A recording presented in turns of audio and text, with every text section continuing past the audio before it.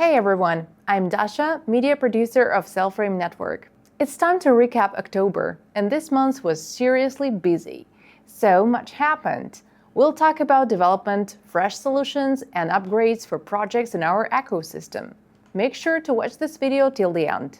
We'll share unique footage from the biggest event in the crypto industry we attended in late October, plus our impressions from the exclusive side event, where we gathered speakers from all over the world. It's gonna be good.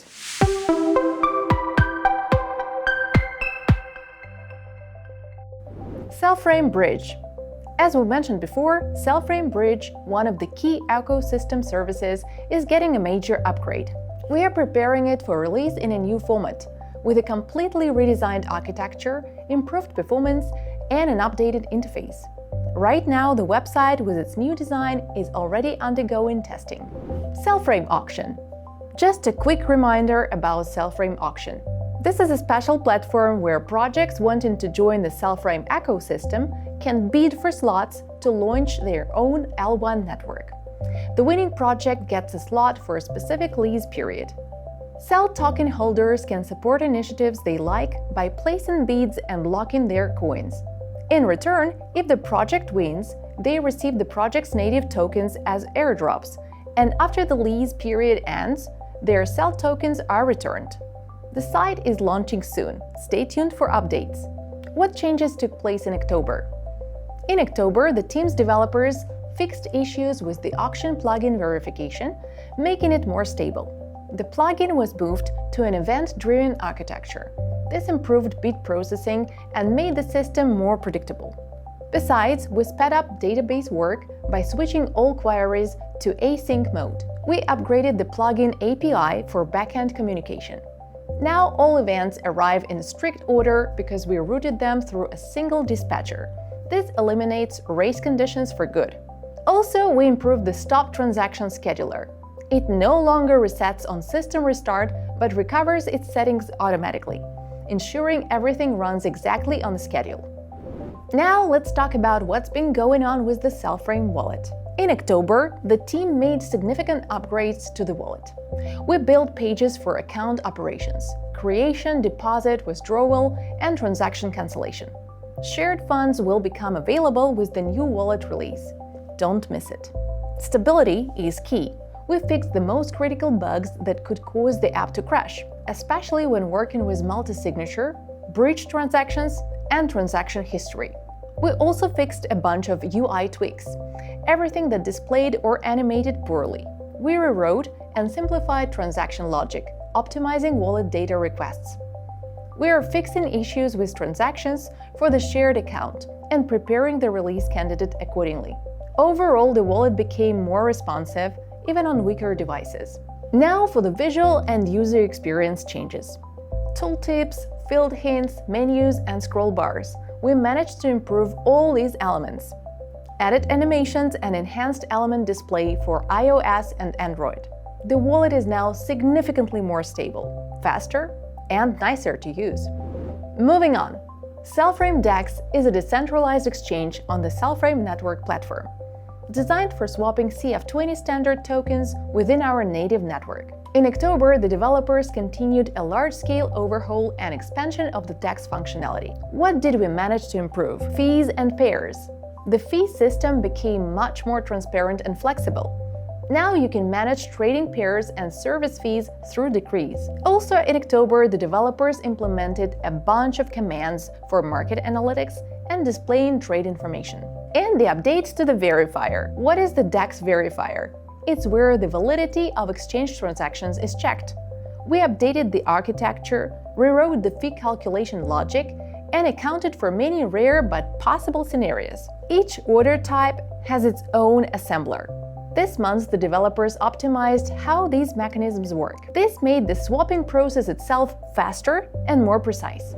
In October, the team worked on two key things: improving GDB stability and optimizing CLI commands. We released an important node update, version 5.6, with critical security improvements. Also this month, we implemented a universal mechanism for storing and processing service data on the blockchain. There are two mechanisms. One is a special overlay for the ledger, a separate storage for service events, And the second mechanism is service decrees. These mechanisms have already helped revamp the auction service and our DEX, but they can potentially be used for other services too. Global database, our blockchain's distributed data storage. We fixed risky group deletion in MDBX, stress-tested the system, eliminated uncontrolled database size growth, and optimized drivers.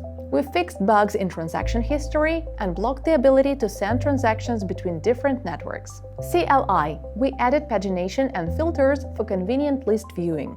We also updated the command structure for a better user experience. Working with the node is now easier and more pleasant. Besides all the technical updates, there were other activities we're excited to share. Cellframe and other projects from our ecosystem took part in Blockchain Live 2025, which gathered key players from the crypto industry from over 130 countries. This was the 15th edition of the conference, and it's a truly landmark event in the Web3, cryptocurrency, and mining industry. Developers, traders, investors, and speakers with their insightful and thought-provoking talks. An unforgettable experience with a fantastic opportunity to collaborate, find like-minded people, and get inspired by leading figures in the crypto industry. And outside the main conference venue, we held our own side event, Post-Quantum Dawn, which also took place in Dubai and became an important milestone for the Cellframe project and everyone interested in the real future of technologies after Q-Day. The panel discussions featured Dmitry Gerasimov, head of the Cellframe project, plus other representatives from Cellframe ecosystem projects, crypto industry figures, blockchain technology promoters and enthusiasts, cryptographers, and quantum computing specialists. The event was hybrid. Some participants attended offline, while others joined online. At peak times, the live stream of our side event had from 500 to 700 concurrent viewers, and the online audience showed high engagement. We understand we can't limit ourselves to just this format. The offline part became a key platform for networking. Here, representatives of our ecosystem projects and everyone interested in these topics had the chance to establish business contacts. The event itself was divided into 3 blocks, each featuring panel discussions. The talks focused on progress in quantum computing, the threat to modern cryptography, the implementation of post-quantum solutions in blockchain, and synergy with AI. The speakers dug deep, and honestly, their discussions were very lively and engaging.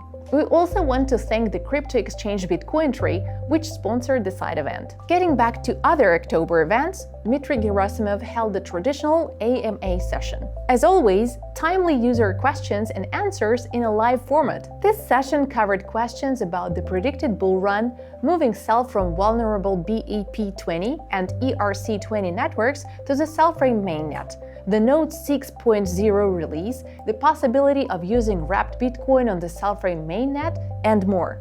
You can't miss this, link below this video. And a bit more about other activities. In October, a new interview with Alexey Yusupov, CBDO of Cellframe, was released where he talked in detail about Cellframe hardware nodes, from the idea and concept development to the current state and future device updates. Click the link and watch it. Now let's move on to Cellframe ecosystem news. As you know, the Cellframe ecosystem is multi-layered. We have many partner projects, and we want to talk about each of them now. Representatives from all ecosystem projects took part in our side event during Blockchain Live in Dubai. But besides that, each project had a lot of interesting things going on in October. Alright, let's talk about the main updates and improvements the kelvpn team made in October. The team focused on boosting stability and usability. We did a major refactoring. The product is now more stable, flexible, and ready for new features. We improved the logic for managing keys, servers, and ping. Everything now works faster and more stable. We built a new architecture for the GUI. The interface is now more stable and easier to modify. We added core screens, login, settings, statistics, servers, FAQ, and bug report. We integrated MaxMineDB for geolocation and created universal modules for managing settings across different operating systems. Now let's talk about nodesys, part of the Cellframe ecosystem. Nodesys is a decentralized platform for the Internet of Things. Since October 28th, the NES token has been trading on Bitcoin Tree Exchange, NES USDT pair. The nodesys team presented the project at the major international exhibition Energy Expo 2025, dedicated to energy and industrial technologies. The nodesys project is happy to announce new partnerships with Venture Electronics and Kamsky Cable. Now the full cycle is covered, from designing boards and prototypes to producing cables for energy, transport, construction, and other industries. In October, the team presented a new alpha version of DNA Messenger 0.2.1, a messenger with post-quantum end-to-end encryption, a built-in wallet, and DNA support. What's already available? End-to-end encryption, E2E, with protection against quantum computers. Group chats, up to 255 people. Built-in wallet. You can send and request payments right in the app. DNA support, a distributed domain name and address service on the blockchain. Linux and Windows support. Web and mobile versions coming in the next major update. The messenger is built on the envelope system and libenvelope library, which ensures secure messaging and file sharing. Text, images, videos, emojis, and so on. Data is stored in MDBX and automatically deleted after 30 days for enhanced privacy. You can deploy the server on your own hardware, and in the future, libenvelope will be integrated directly into DNA Messenger. Held an MAA session with the Nitro Jams community on DNA identification and private messages. On October 31st, the team announced the long-awaited start of the mainnet launch. The project is in the final preparation stage. This has been a 1.5-year development journey, with most of the final steps completed in October. This is a truly important milestone in the project's development process, and a significant step bringing the project closer to the full launch of post-quantum smart contracts. The key tasks completed in October include wrapping the account model into the UTXO-style transactions, loading the smart contract execution, adding cryptography to the EVMC implementation, verifying that the Cellframe layer errors the same way as QEVM. For example, if a contract fails, that the same balance needs to be removed according to both EVM and Cellframe. Also, at the end of October, QEVM CEO and CTO Jan Smith took part in a panel discussion at the Cellframe side event, Post-Quantum Dawn. Jan said, "It's great when the Cellframe family comes together to share experiences, support each other, and connect in person. Unfortunately, I couldn't be at this event, but I look forward to meeting you all soon. It was a pleasure chatting with the panelists at Post-Quantum Dawn." Right now, the dotflat project team continues working on the new landing page, updating the visuals and expanding functionality. There are also plans for refining and updating the dotflat application's features. During the Blockchain Live event, the dotflat team made new contacts and found potential partners who can help them develop the project. They also found several potential VC funds, and discussions about cooperation terms are already underway. That's all for now. We thank you for your activity, engagement, and support. We have a lot of interesting things in the works. Stay tuned for our news.